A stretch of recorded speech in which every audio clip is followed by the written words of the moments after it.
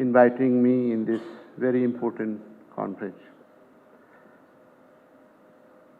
I am delighted to participate in this 39th General Meeting and Conference of the Asian Banking Association.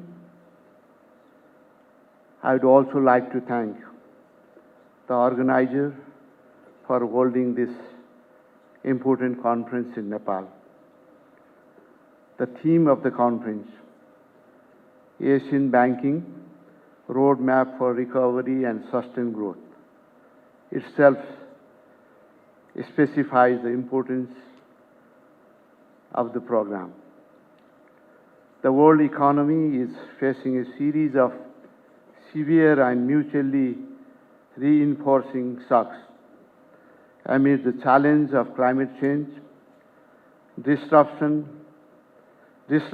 food and energy markets, and worsening food insecurity and malnutrition. New crises were ignited. With the impact of COVID-19 pandemic is still reverberating, the low-income economies confronted with the Russia-Ukraine conflict, which has also led to tightening of monetary policy to contain high inflation. But now I think there is a need for easing on the monetary policy front. We are also now facing conflict in the Middle East, which also poses challenges for global growth and financial stability. So from this perspective also, this discussion on roadmap for recovery and sustained growth is very crucial. The high interest rates are not only reducing growth, they have also weakened investor confidence and dampened private investment, intensified banking sector stress and risk of financial crisis. In addition, it has also weakened all the major drivers of growth, including productivity, trade, and employment.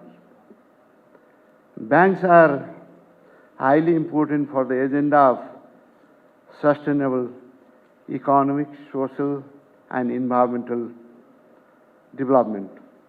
The current economic predicament faced by the global economy is linked in part to the lending and investment strategies of the banking and financial sectors, an unacceptable level of elasticity to risk-taking of banking sector and engagement in speculation, together with a tendency to circumvent regulatory disciplines, may threaten the integrity and stability of financial system. In addition, insensitivity towards climate challenges and environmental damages in lending policy may also reduce the social acceptance. Challenge for us, the policymaker, is to articulate minimal but strong and effective regulatory system to foster macroeconomic and financial stability, to reduce economic vulnerabilities, to reduce fiscal sustainability, and to reinvigorate long-term growth. We need to take bold action to use digital technology safely and optimally in the banking services, to connect the unbanked with financial institutions, to ensure financial access to small and medium-scale enterprises, and to support green banking, In addition, given the diverse nature of financial institutions, consistent and comprehensive regulation of shadow banking is another challenge for us. In Nepal, liberal economic policy adopted by the government has a positive impact in the widening of financial and banking services in Nepal. The government has opened up financial sectors to foreign investors, and I thank foreign banks to be the part of Nepal's development efforts and mobilizing savings and investment. There has been impressive growth in banking and financial institutions over the years. The access to financial services has increased significantly. As of mid-September 2023, the total number of bank and financial institution branches remained 11,567, improving the per branch population rapidly over the years. Use of the emerging technology in banking and financial sector has also increased access to financial services. Online account opening, paying utility bills, transferring money, substantial increase in ATM facilities are some of the initiatives of digital banking services. Similarly, branchless banking services is proved to be easy means in providing financial services in remote areas of the country. The government has supported digital financing services with various policies and programs. The implementation of Nepal Payment Switch, VAT benefits on QR payment, broadband internet via the Rural Telecommunication Development Fund, the integration of government services in Nagrik app are some of the measures in promotion of digital economy and financial services in the country.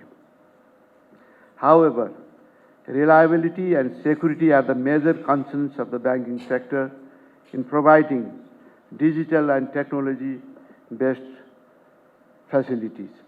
The banking sector needs to upgrade their digital security measures to ensure robust and reliable facilities to the customers.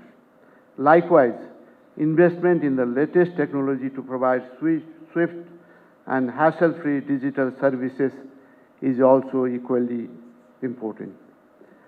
The government is committed to promoting investment in green economy and to achieve net zero emission by 2045.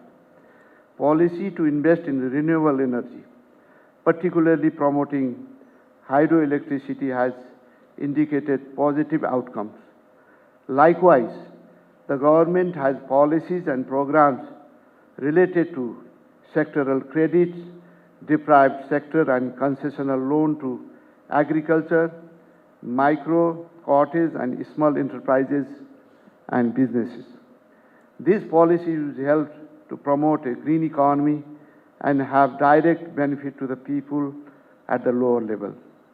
The banking and financial sector can play a pivotal role in promoting a green economy. I'm sure this kind of meeting and conference where participants from about 60 countries are interacting and delving into policy options provide you an opportunities to reflect on the state of banking and financial sectors and policy options. It also provides you an opportunity to share experience and develop network,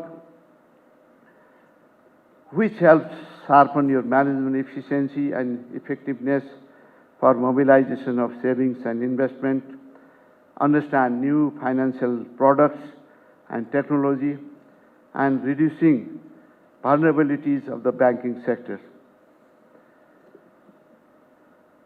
As the global cooperation is necessary to revive and accelerate the economic activity, to reduce the stress in banking and financial sector, to speed up transition to clean energy and climate change mitigation, and to strengthen fintech and use of digital technology, for creating sustainable and inclusive economy.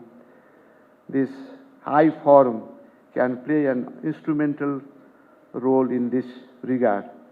I'm sure that this meeting will come up with concrete roadmap for recovery and sustained growth. At the end, I would like to add one or 2 points. We have 4 major areas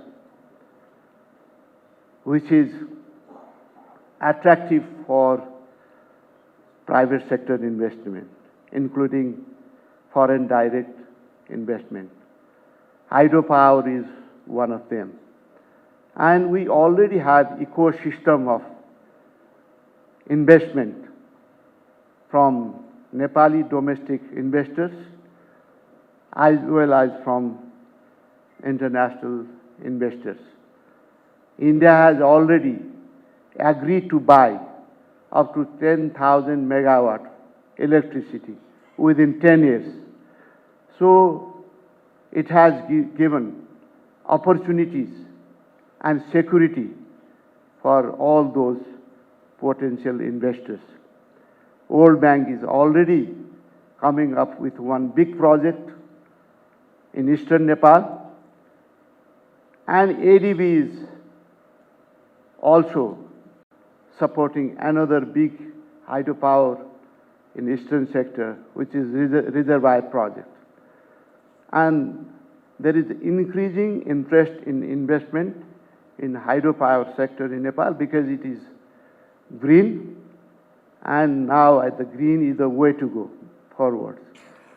So from this perspective, as you are the major banking representation from Asian region, I think the financing is one of the important thing without which investment cannot take place. So I urge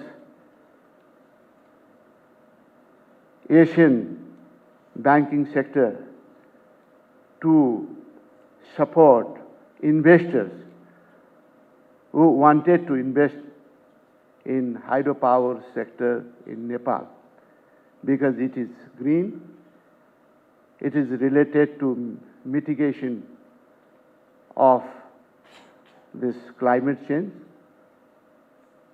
I think now private sector, including financial sector, have to put certain amount of resources in green investment.